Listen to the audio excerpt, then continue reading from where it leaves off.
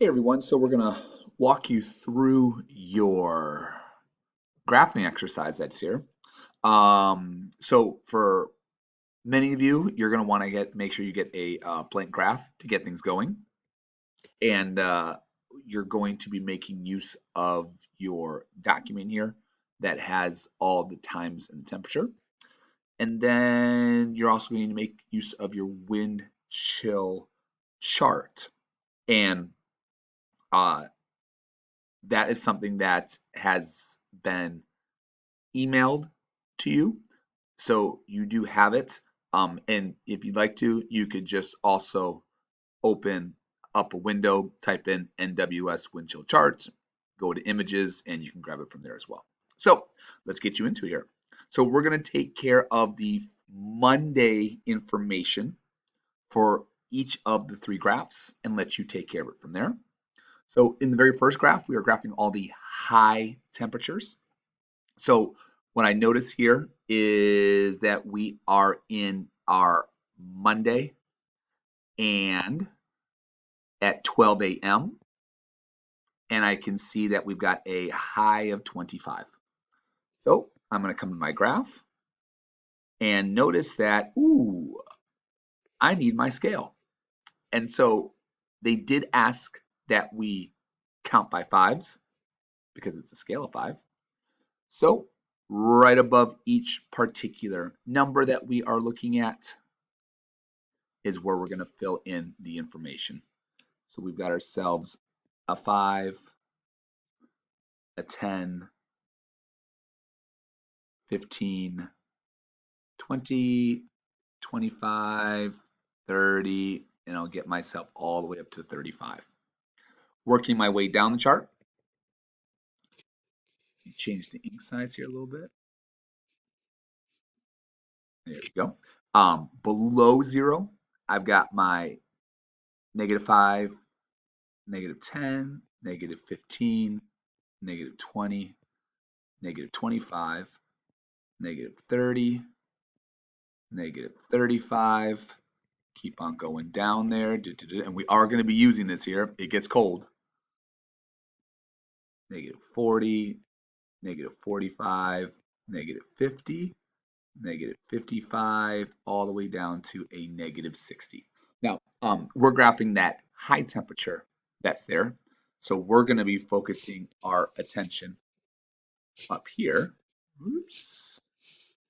There we go. And again, it is a 25 degrees. So I'm going to go down to where it's Monday at 12, and I'm going to go all the way up to where it is 25 degrees. And we're going to put a point there. There's my first one. Next time, it is at Monday at 6 a.m., and we've got a high of 36. That's going to take me just off the chart. But again, I need to be at my Monday at my 6 a.m. So I'll work my way up the chart. So I'm going to be just right above the edge that's there. Next item, it's a high of 30 at that Monday at 12 p.m. So I've got to go to Monday at 12 p.m., which is also known as noon. And I've got to go up to where my 30 is at. So it's right there. You can certainly connect the dots as you go. I would certainly encourage that so you don't lose track of things. And then we've got the 6 o'clock p.m. There's a high of 18 degrees. So again, 6 o'clock p.m. I'm going to go up to where about 18 is at. So it's between 15 and 20. Some might say a little bit closer. And I'll go and connect. And you'll continue on your pattern that's there. After that, I got to do all my low temperatures. So if I go back, I've got a low of 12 degrees. So Monday at that 12 o'clock a.m., we're at 12, so we're just above the 10 that's there. Next one, we have a low of 25, which is at that 6 a.m. So Monday, 6 a.m., we're going to go up to where it is 25, and we'll hit it. And then again, we'll connect those dots. Next one is a low of 18 degrees and then a low of 9 degrees. So I'm going to kind of speed things up a little bit here, and I'll go to my low of my 18 degrees and then my low of my 9 degrees. So again, keeping things lined up and connecting the dots as I go. So again, you'll continue to do the rest of those. And then the last thing is that wind chill.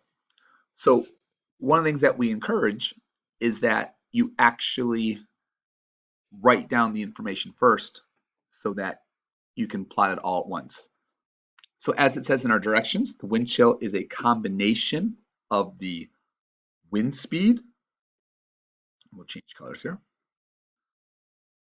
which is down here, and your low temperature.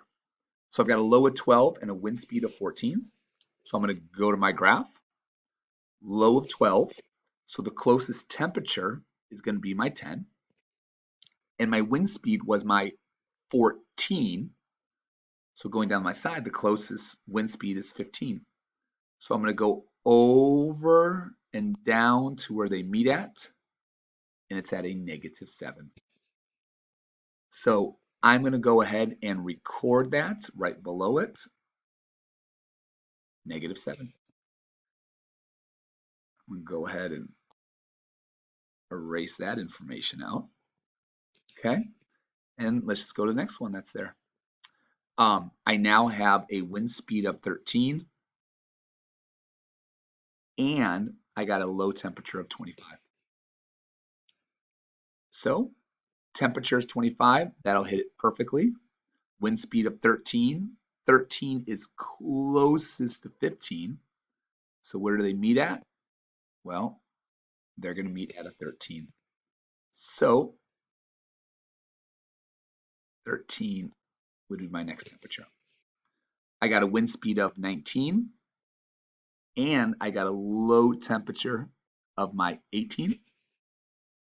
So again, low temperature of the 18, which puts me closest to the 20. And that wind speed is 19, which is also closest to the 20.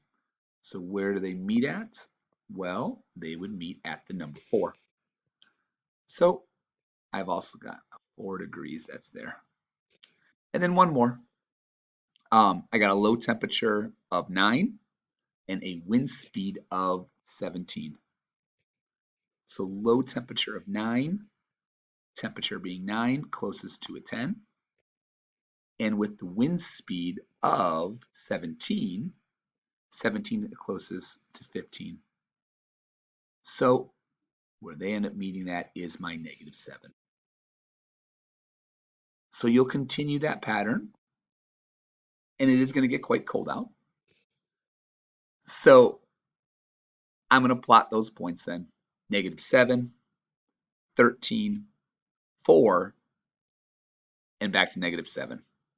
So because it's a -7, I'm below the 0, between -5 and 10. I'm then at my 13 degrees, so that's above 10, but below that 15.